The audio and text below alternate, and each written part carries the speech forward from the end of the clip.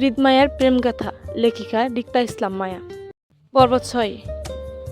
আমি আর পারছি না জুই, আমার রেস্ট নিতে দে, নয়তো মাথা ঘুরিয়ে পড়ে যাবো রাস্তায়। কথাটা বলে কারো অপেক্ষা না করে ধূপ করে বসে পড়লাম রাস্তায় ঘাসের উপর। বড্ড ক্লান্তিতে শরীর নেতিয়ে যাচ্ছে আমার। এতক্ষণ যাবৎ মাথার উপর প্রহর সূর্যের তাপ হাঁটছিলাম নিরুদ্দেশ গন্তব্যের উদ্দেশ্যে। এই মুহূর্তে আমরা নরসিংদী জেলায় বাগিচা এলাকায় অবস্থান করছি। এখানে কেন এসেছি এটা অবশ্যই সবার জানা, তাই নতুন করে আর বললাম না কিছু। তবে এই মুহূর্তে আমার সঙ্গে রয়েছে আমার 4 বান্ধবী জুইকে সহ, মাহি, মাইশা, সুমি আর আমি। সবার চোখে মুখে ক্লান্তির চেয়ে হতাশা বেশি, সেই সাথে কাঠফাটা রোদে অতিষ্ঠ বিরক্ত। আমাকে পা ছাড়িয়ে রাস্তায় ঘাসের উপর বসে যেতে দেখে সামনে থেকে দ্রুত এগিয়ে আসলো জুই। সুমিকে সাইড কেটে আমার সামনে এসে খানিকটা উদ্বিগ্নতায় বলল, তোর কি বেশি খারাপ লাগছে রিক্তা? মাথা ঘুরছে তোর? পানি খাবি? ক্লান্তিতে মাথা নাড়িয়ে সম্মতি দিলাম, যার অর্থ হ্যাঁ, বেশি খারাপ লাগছে। লাগবেই বা না কেন? অসুস্থ শরীর নিয়ে নরসিংদী এসেছি অচেনা জামাইকে চেনা ঠিকানায় খুঁজতে। বিষয়টা আজব না? সত্যিই আজব, কিন্তু আমার ক্ষেত্রে যেন এসব আজব কারবার একটু বেশিই থাকে। চট্টগ্রাম থেকে বাসায় এসেছি আজ 8 দিন গিয়ে 9 দিন হলো। 104 ডিগ্রি জ্বর নিয়ে বাসায় এসেছিলাম সেদিন। আরিফ ভাই আমাকে আর জুইকে নিয়ে এসেছিল চট্টগ্রাম থেকে, একদিন হাসপাতালে রেখে। তারপর থেকে আমি আশুগঞ্জে নিজের বাসায় আছি। আজ বিগত 8 দিন লাগলো আমার সুস্থ হতে। এখনো পুরোপুরি সুস্থ নই আমি। তারপরও বান্ধবীদের হাত ধরে চলে আসলাম নরসিংদী জেলায় আমার অচেনা জামাইকে খুঁজতে। কোথায় তার খোঁজ পাবো জানি না, তবে হাল ছাড়িনি, এখনো খুঁজে চলেছি। কারণ তার সাথে আমার এখানেই দেখা হয়েছিল, তাই আমার বিশ্বাস তার ঠিকানা এখানেই পেয়ে যাব। এছাড়া এখানে এসেই স্থানীয় লোকেদের জিজ্ঞাসা করতে করতে একটা কাজী অফিসে গিয়ে পৌঁছেছিলাম। সেখানে আমার বিয়ে পড়ানো ওই বৃদ্ধা লোকটা ছিল না। ওনাদের সাথে কথা বলে বুঝতে পারলাম তারা আমাকে 1.5 বছর আগে সেদিন রাতে ওই পরিচিত লোকটার সাথে বিয়ে দেয়নি। নিরাশ হয়েছিলাম আমরা সবাই। তবে লোকটা আমাদের আরও একটা কাজী অফিসের ঠিকানা দিয়েছে আর বলেছে সেখানে খোঁজ করতে। এখন সেই ঠিকানা অনুযায়ী হাঁটছিলাম আমরা, কিন্তু প্রতিমধ্যে ক্লান্তিতে বসে পড়লাম রাস্তায়। বড় বড় শ্বাস নিতে নিতে মুখের নেকাপ মাথার উপর তুলতে তুলতে দুর্বল গলায় বললাম, দে পানি দে, খাবো। আমার অসুস্থতা দেখে মাইশা, মাহি, সুমি 3জনই আমাকে গুল করে দাঁড়ালো চারপাশে। গায়ে সবার বুরকা পরিহিত। মাইশা, সুমি নিজেদের বুরকা পরলেও আমি, জুই, মাহি পরেছি যার যার মার বুরকা। বয়স্ক মায়ের বুরকা ছোট মেয়েরা পরলে কেমন হবে বুঝতেই পারছেন, আমাকে আর বলে বোঝাতে হবে না। আর্ধ পাগল বুড়ির মতো লাগছিল এক একজনকে। তারপর নিজের সেফটির জন্য এই বুরকা পরে বাসা থেকে বের হয়েছিলাম সকাল 7টার বাসে।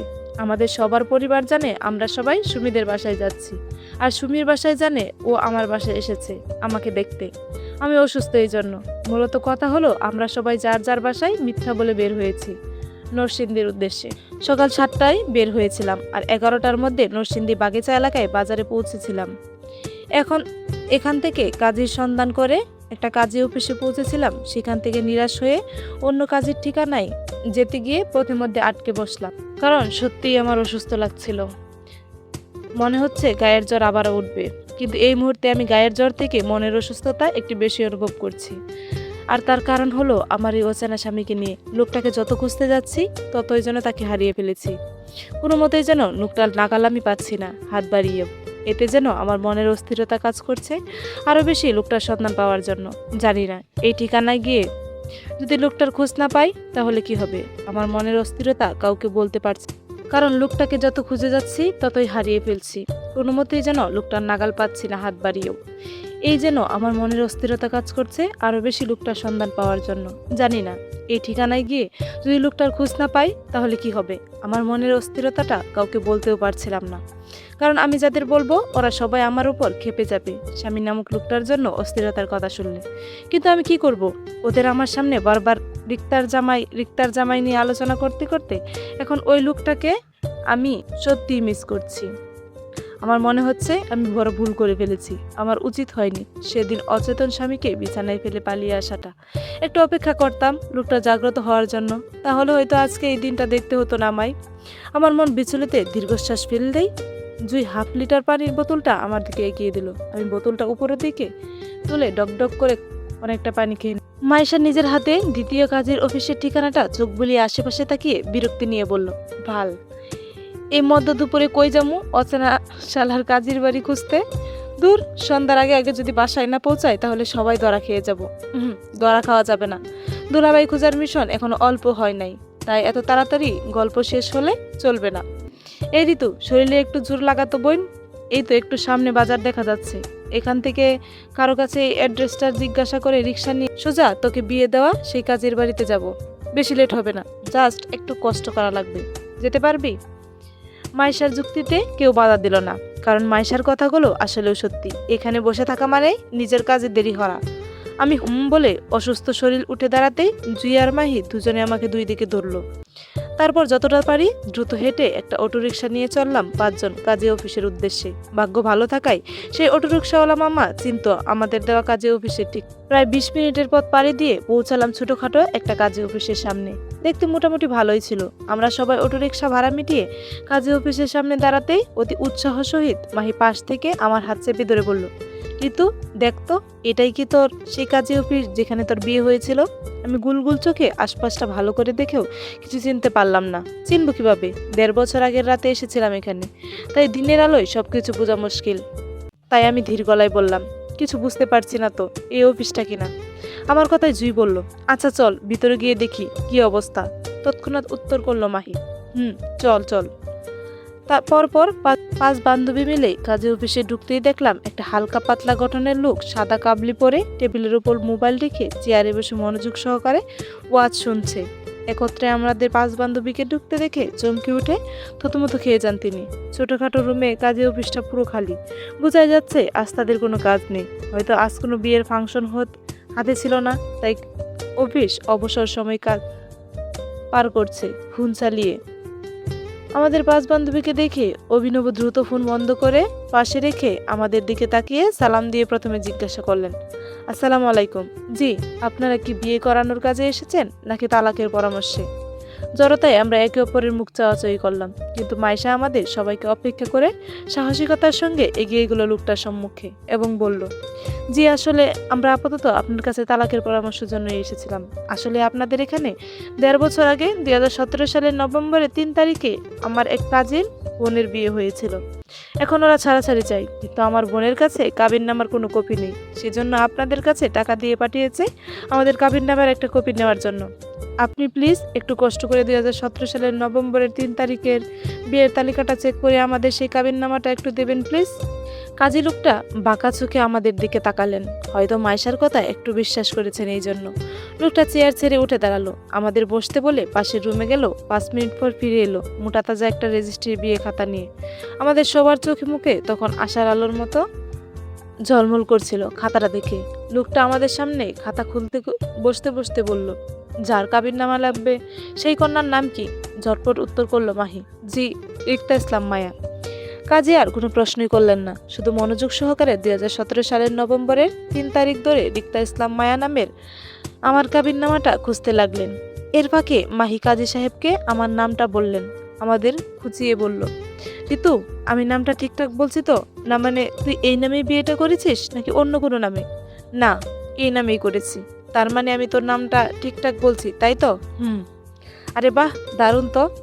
আন্তাজে বক মেরে ফেললাম। মাহির কথার অর্থ না বুঝে কপাল কুঁচকে তাকাতেই মাহি ফের বলল, আচ্ছা ভালো কথা, ঋতু দেখতো এই লোকটাই কি ছিল সেদিন রাতে তোকে বিয়ে দেওয়া কাজীটা? বৃদ্ধা লোক ওনার নিজের বাড়িতে, কোথায় কাজী অফিসে নয়। আমি অসম্মতি দিয়ে বললাম, না, ইনি সেই কাজী নন। আমাকে যে বিয়ে দিয়েছিল সেই লোকটা অনেক বৃদ্ধা বয়স্ক ছিল। আমার কথায় মুহূর্তে চুপ করে যায় মাহিন। খানিকটা ভেবে বলল, আমার মনে হয় ওই লোকটা ওই বৃদ্ধা কাজের ছেলে হবে। আমি এবার অসম্মতি দিয়ে বললাম, না, এই লোকটা বৃদ্ধা কাজের ছেলে নয়, কারণ আমাকে বিয়ে দেওয়া বৃদ্ধার কাজের ছেলে একটাই ছেলে ছিল। সে সেদিন আমার উপকার করেছিল নিজের বাসায় আশ্রয় দিয়ে। সেই লোকটা এই লোক নয়। মাহি এবার নড়েচড়ে বসলো, চোখ মুখে হতাশা দেখা গেল ওর। খানিকটা দ্বিধা নিয়ে বলল, তাহলে আমার মনে হয় লোকটা এই অফিসের স্টাফ হবে। মাহির কথায় ভরসা পাচ্ছিলাম না আমি। তারপরে ছোট করে উত্তরে বললাম, হবে হয়তো। থতমত পরিবেশে আমরা সবাই কাজী লোকটার দিকে তাকিয়ে আছি, যেখানে একের পর এক পৃষ্ঠা উল্টিয়ে আমার কাবিননামা খুঁজে চলছে।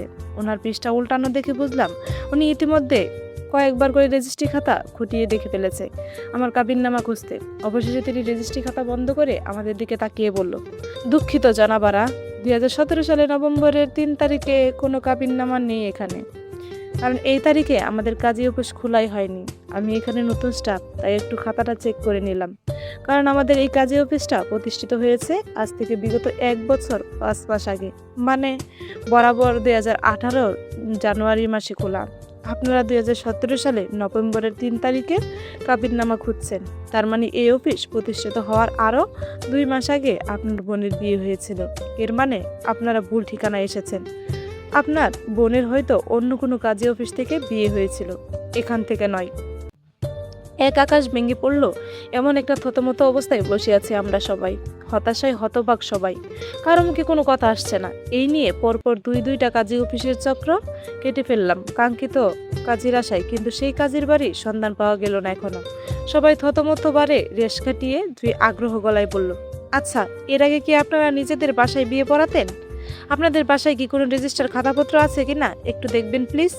জুয়ের অধৈর্য গলায় চোখ ঘুরালো কাজীর দিকে। তিনি জুয়ের বেকুলতা বুঝে বলল, আমাদের এর আগে মসজিদ ব্যতীত অন্য কোথাও বিয়ে দেওয়া হয়নি জনাবা, আর এইটাই আমাদের একমাত্র পুরাতন রেজিস্ট্রি খাতা, এর বাইরে আমাদের অন্য কোনো নোট খাতা নেই। ওহ, তাহলে মনে হয় আমরাই ভুল ঠিকানায় চলে এসেছি। এক গুমুট হতাশা চেয়ে গেল সবার মাঝে, আমাদের নিরাশ যেন চারপাশ দিকে ঘিরা। জুই চুপ করে যেতেই মাইশা বলল, আচ্ছা, এই কাজী অফিসের বাইরে কি আর কোনো কাজী অফিস আছে আশেপাশে? আছে, এই এলাকায় পশ্চিম দিগন্তে সৈয়দ কাজীর অফিস আছে, আপনারা সেখানে খোঁজ করে দেখতে পারেন।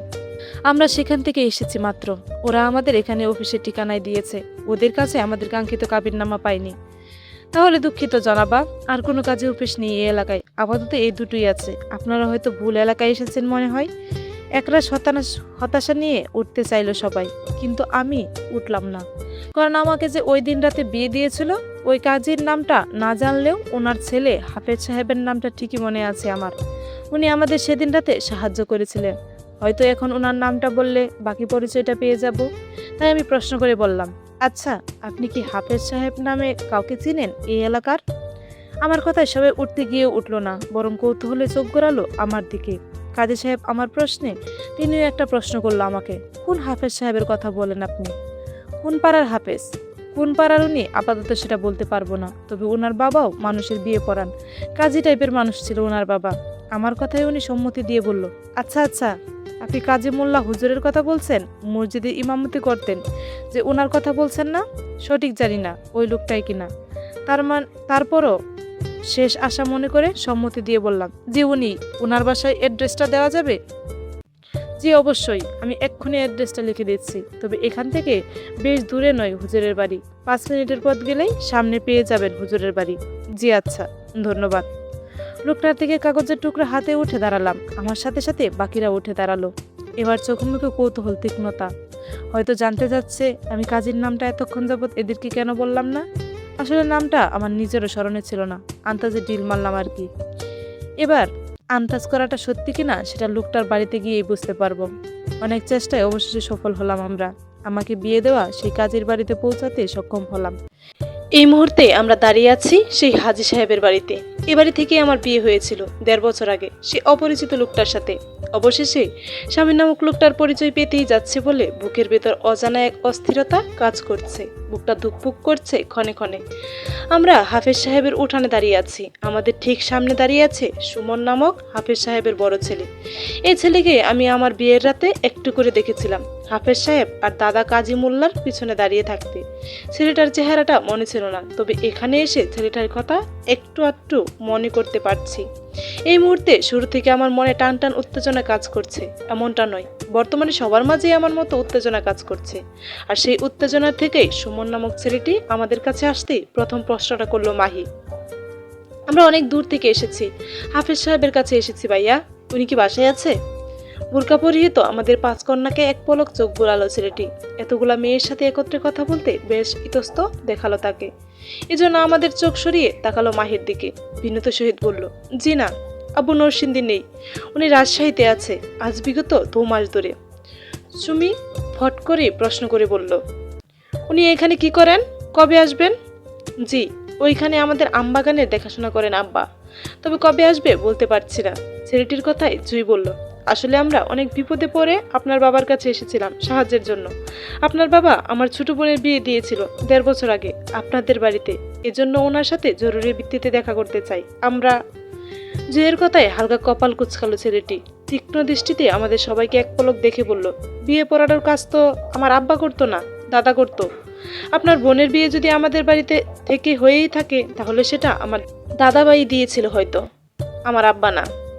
ছেলেটির কথায় তৎক্ষণাৎ আমার সর্বাঙ্গে আসলো সেই বৃদ্ধা কাজী সাহেবের কথা। হ্যাঁ, উনি আমাদের বিয়ে দিয়েছিল, ওনার ছেলে নয়। তাই আমি ঝটপট উত্তরে বললাম, হ্যাঁ, আপনার আব্বা নয়, আপনার দাদাই ছিলেন আমাদের বিয়ে দেওয়া কাজী সাহেবের। উনি কোথায় থাকে, ওনাকে ডাকুন একটু প্লিজ। বিষণ্ণ ছেলেটি আমার দিকে তাকিয়ে চমকে তাকালো। আমার হুটহাট কথায় যেন ছেলেটি চমকে গেল। আমার বান্ধবীরাও চমকিয়েছে একটু। আমি এমনভাবে নিজের বিয়ের বিষয়টা ফাঁস করে দেব ওরা হয়তো ভাবেনি, কারণ এখানে আসার আগে আমাদের কথাই ছিল কেউ যেন ভুলেও না বলে আমি সেই পাত্রী যার কাবিননামা তুরজুর করে খুঁজে চলছি আমরা। এই ওয়াদা কেউ ভঙ্গ করেনি, বরং আমি উত্তেজনায় মুখ ফসকে বলে ফেললাম। আমার হুটহাট এই মুখ স্লিপ করার বিষয়টির জন্য না জানি কোনোদিন বড় বিপদে সম্মুখীন হই আমি, আল্লাহ জানে। আমার বান্ধবীদের কড়া দৃষ্টি এড়াতে আমি ছেলেটির দিকে তাকালাম। ছেলেটি বিষণ্ণ কাটিয়ে বলল, আমার দাদা বেঁচে নেই, উনি আগুনে পুড়ে মারা গেছে আজ 1 বছর 4 মাস হয়েছে। সেই থেকেই দাদার কাজে অফিসটা বন্ধ। সুমন নামক ছেলেটির কথায় মাথা চক্কর দিয়ে উঠল সবার। তৎক্ষণাৎ হতাশাগুর চোখে বুক ফুটে উঠল। এত কষ্ট করেও কি অবশেষে অচেনা ছেলেটার পরিচয় পাবো না? এই কাজী সাহেবই তো চিনতেন আমার স্বামী নামক লোকটাকে। এখন তিনি মারা গেছেন, এবার কিভাবে পৌঁছাবো ওই লোকটা অবধি? হতাশ যখন আমার গলা ধরে আসছিল কষ্টে, তখন আমার মাইশা আশার আলো জ্বালিয়ে দ্রুত প্রশ্ন করলো ছেলেটাকে। বলল, আপনার দাদা বেঁচে নেই, কিন্তু ওনার কাজী অফিসের কাগজপত্র তো এখনো রয়েছে, তাই না? ওইখানে নিশ্চয়ই বিয়ের পুরাতন রেজিস্টার খাতাগুলো আছে। আসলে আমাদের 2017 সালের নভেম্বরের 3 তারিখে বিয়ে পড়ানোর সকল লিস্টগুলো লাগবে। ওই তারিখে আপনাদের বাড়িতে রিক্তা ইসলাম মায়া নামক একটা মেয়ের বিয়ে দিয়েছিল আপনার দাদা। ওই মেয়েটি আমার বান্ধবী। ও আমাকে দেখিয়ে, ওর কাবিননামাটা আমাদের চাই। আপনি কি একটু কষ্ট করে আপনার দাদার অফিসের পুরাতন রেজিস্ট্রি খাতা কেটে আমাদের সেই কাবিননামার একটা ছবি দিতে পারবেন? আসলে আমরা অনেক আশায় এসেছিলাম এখানে। প্লিজ আমাদের আশা ভাঙবেন না, কষ্ট করে আমাদের একটু সাহায্য করুন না, রিক্তা ইসলাম মায়া নামক কাবিননামাটা খুঁজে দিয়ে প্লিজ। মাইশার সহজ কথায় যেন এক আকাশ সমান চমকে উঠল ছেলেটি। মাইশার কথা শেষ হতে না হতেই তুমুল গতিতে আমার দিকে তাকিয়ে বলল, আপনি সেই মেয়ে যার উদ্দেশ্যে কিছুদিন আগে কিছু লোক এসেছিল আমাদের বাড়িতে? তারাও আপনাদের মতো একই তারিখে কাবিননামার কাগজটা খোঁজ করেছিল। উনি সম্ভবত আপনার স্বামী হবেন, আবার নাও হতে পারে, কারণ লোকটার সাথে আরো 2জন মানুষ ছিল, একই কালো পোশাক পরিহিত। তাই ঠিকঠাক বলতে পারছি না কোন লোকটা আপনার স্বামী হবে। ছেলেটির কথাই এবার আমার মাথায় আকাশ ভাঙল।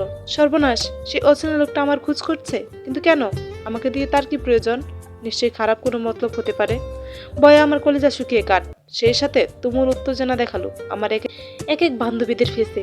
ওরা একে একে ছেলেটির প্রশ্ন করতে লাগলো। প্রথমে মাহি বলল, আপনি কি ওনাদের কাবিননামার কাগজটা দিয়ে দিয়েছেন? না, দেইনি। কারণ? ছেলেটি বলতে না দিয়ে তাড়াহুড়ো এসবই বলল। ভেরি গুড, দেননি। যান, কাবিননামার কাগজটি আমাদের জন্য নিয়ে আসুন, যান যান।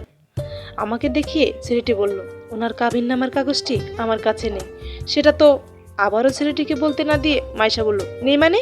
কাবিননামার কাগজ দিয়ে আপনার কি করেছেন? কাজে অফিসে না বিয়ের কাবিননামার একটা কাগজ থাকে, তাহলে আপনাদের কাছে থাকবে না কেন বলুন? সবার এত এত প্রশ্নে ছেলে এবার বেশ বিরক্ত হয়ে বলল, প্লিজ আমাকে তো বলতে দিন। আপনারা সবাই এত প্রশ্ন করলে আমি উত্তর দেবো কিভাবে?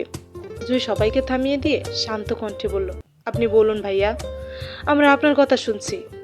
দীর্ঘ নিঃশ্বাস ছেড়ে ছেলেটি বলতে লাগলো, আসলে দাদার অফিসে ইলেকট্রন সার্কিটে হঠাৎ করে একদিন আগুন লেগে যায়। সেই আগুনে আমার দাদাভাই সহ অফিসে সবকিছু পুরো ছাই হয়ে যায়, কিছুই বাঁচাতে পারিনি। এজন্য মূলত আপনাদের এই মুহূর্তে সাহায্য করতে পারছি না, কারণ আমাদের কাছে কিচ্ছু নেই। এই একই কথা আমি সেই দিন ওই লোকগুলোকেও বলেছিলাম। 3টা লোক এসেছিল, আমার আপনাকে আপনার বিয়ের কাবিননামাটা দিতে বলেছিল। আমি কাবিননামাটা দিতে না পারাই আপনার তথ্য চাচ্ছিল আমার কাছে। আপনি আমাদের পরিচিত কেউ হন কি না? আপনি কখনো কাবিননামা খুঁজে এখানে এসেছেন কি না কাউকে নিয়ে? এসব আমি না করেছিলাম সেদিন, কারণ আপনি কখনোই আসেননি এতদিন। কিন্তু আজ আপনি আসবেন আমি ভাবতেও পারিনি। এমনটা জানলে আমি তাদের নাম্বার রেখে দিতাম, কল করে বলতাম আপনারা এখানে এসেছেন। আসলে আমি যতদূর বুঝলাম ওরাও আপনাই খুঁজছে, আপনারা তাদের খুঁজছেন, কিন্তু কেউ কারো খুঁজে পাচ্ছেন না। ছেলেটির কথায় জুই বলল, আপনার কাছে ওনাদের কোনো তথ্য আছে? ওনারা কোথাকার মানুষ, নাম কি তাদের? এমন কোনো তথ্য আছে আপনাদের কাছে দিতে পারবেন? জি না, পারবো না। আসলে তখন বিষয়টি এত গুরুত্ব দেয়নি। লোকগুলো আমাকে যা প্রশ্ন করেছিল আমি সেই প্রশ্নের ঠিক ঠিক উত্তর করেছিলাম শুধু। এছাড়া সবার মুখে মাস্ক পরা ছিল, তাই কাউকে চেনার উপায় ছিল না আমার। তবে ওনাদের কথাই বুঝলাম ওরা ঢাকার মানুষ হবে, হয়তো কারো পাঠানো লোক হবে। পোশাকে তেমন মনে হচ্ছিল আমার কাছে। হতাশার উপর হতাশা হচ্ছিলাম আমরা সবাই। সেই হতাশা নিয়ে জুই আবার বলল, আচ্ছা, ওর যেদিন বিয়ে হয়েছিল সেদিন রাতে ওর স্বামীকে নিশ্চয়ই আপনি দেখেছেন, নামটাও শুনেছেন। আমাদের নামটা বলতে পারবেন একটু? সবার কৌতূহল চোখে ছেলেটির দিকে তাক করা, কিন্তু ছেলেটি ইতস্ত চোখে আমার দিকে এক পলক তাকিয়ে বলল, আসলে সেদিন ঘুমের ঘরে ছিলাম আমি, এজন্য ঠিকঠাক বর বউ কাউকেই দেখিনি। বরের নামটা সেদিন রাতে শুনলেও এখন আমার মনে নেই, অনেক আগের কথা তো তাই। আর সেদিন রাতে ঘুমের রেশের মধ্যে বর বউকে দেখেছিলাম, তাই কারো চেহারাই মনে নেই। সকালে উঠে আমি কাউকে দেখতে পাইনি। মেয়ে নাকি রাতেই স্বামীকে রেখে পালিয়ে গিয়েছিল, এমনটা শুনেছিলাম আব্বার মুখে। বাকিটা আমার আব্বা বলতে পারবে ভালো। তিনি আপনার বোনকে আমাদের বাসায় এনেছিল। জুই আবার প্রশ্ন করে বলল, আপনার বাবা নিশ্চয়ই ওই ছেলেকে চিনবে, রাইট? জি, আব্বা চিনে ওনার স্বামীকে। আব্বার মুখে শুনেছিলাম ওনার স্বামী নাকি অনেক বড় মাপের একজন লোক, ওনাকে বাকি সবাই এক নামে চিনে। আমরা সবাই ভয়ও পাই নাকি? তাড়াহুড়ো সুমি প্রশ্ন করে বলল, কেন ভয় পাই, কেন? উনি কি সন্ত্রাস টাইপের লোক নাকি? সুমির প্রশ্নে ছেলেটি আমার দিকে তাকালো, ইতস্ততায় বলল, হবে হয়তো, আমি সঠিক জানি না, আব্বা জানে। জুই বলল, আচ্ছা, আপনার আব্বা আসবে কবে বলতে পারেন? জি, আমার আব্বা এখন আসবে না, এখন আমের সিজন। এই সিজনে আম বিক্রি করে আবার রাজশাহী থেকে বাড়িতে আসবেন, এর আগে না। আরো 2-1 মাসের ব্যাপার। দরজা ঠেলে হৃদের অফিসে প্রবেশ করলো আসিফ, হাতে এক টুকরো কাগজের নাম্বার লেখা। হৃদ অফিসিয়াল গেটআপে ল্যাপটপের সামনে বসা। আসিফকে কক্ষে প্রবেশ করতে দেখে চোখ উঠিয়ে তাকালো না পর্যন্ত, মনোযোগ সব ল্যাপটপে টাইপিং করা নিয়ে। আসিফ হৃদের মনোযোগ বুঝে খানিকটা দ্বিধা করলো কিছু বলতে। কয়েক সেকেন্ড সময় নিয়ে হৃদের দৃষ্টি আকর্ষণ করতে হাতের এক টুকরো কাগজটা টেবিলের উপর রেখে হৃদের দিকে বাড়িয়ে দিতে দিতে ইতস্ত গলায় বলল, ভাই, কোনো কাজ হয়নি। নরসিংদীতে আমাদের লোক পাঠিয়েছিলাম কয়েকদিন আগে, তারা খোঁজ চালিয়েও ভাবির কোনো তথ্য জোগাড় করতে পারেননি, কারণ কাজী সহ ওনার অফিসের সবকিছু আগুনে পুড়ে ছাই হয়ে গেছে আরো 1.5 বছর আগেই, তাই আপনাদের বিয়ের কাবিননামাটাও পাওয়া যায়নি। দ্বিতীয় কথা হলো, ভাবিকে সেই বাড়ির কেউ চিনে না, একদম অপরিচিত মানুষ ভাবি তাদের। কেউ জানেই না মেয়েটি কে ছিল যার সাথে আপনার সে রাতে বিয়ে হয়েছিল। আসিফের দীর্ঘ কথায় হৃদের হাত থেমে যায় ল্যাপটপের কিবোর্ডে। চোখ উঠিয়ে তীক্ষ্ণ দৃষ্টিতে তাকালো আসিফের দিকে। ল্যাপটপের কাজ রেখে আসিফকে বাড়িয়ে দেওয়া কাগজটার দিকে একটা ব্রু উঁচিয়ে তাকাতেই আসিফ হৃদের মনোযোগ বুঝে বলল, ভাই, এখানে কাজী সাহেবের ছেলে হাফেজ সাহেবের নাম্বার আছে। ওই লোকটার সাথে কথা বলে হয়তো ভাবির সম্পর্কে কিছু জানা গেলেও যেতে পারে, এজন্য মূলত লোকটার নাম্বার আনতে বলেছিলাম আমাদের লোকদের।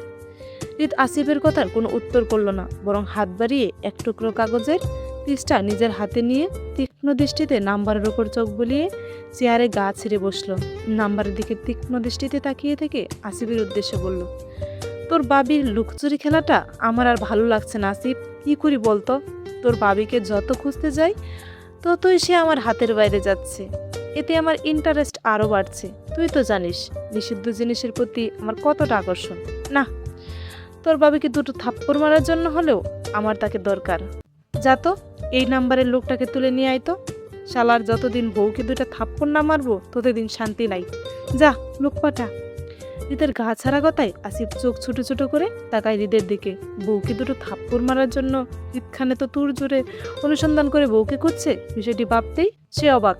মূল কথা, আসিফের যুক্তিতে আসলো না হৃদের বউকে থাপ্পড় মারার জন্য খোঁজা বিষয়টি। মেয়েটিকে থাপ্পড়গুলো বা মারবেই কেন?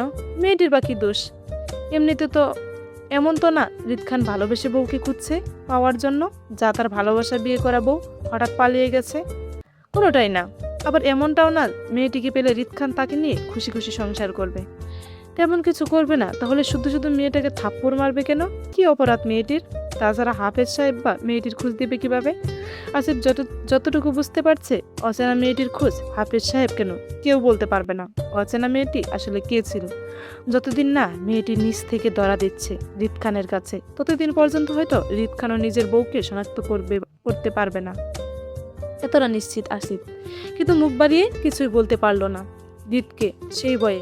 তাই শুধু হাত বাড়িয়ে হৃদ থেকে হাফেজ সাহেবের নাম্বারটা নিতে নিতে সম্মতি দিয়ে বলল, জি ভাই, কাজ হয়ে যাবে, চলবে।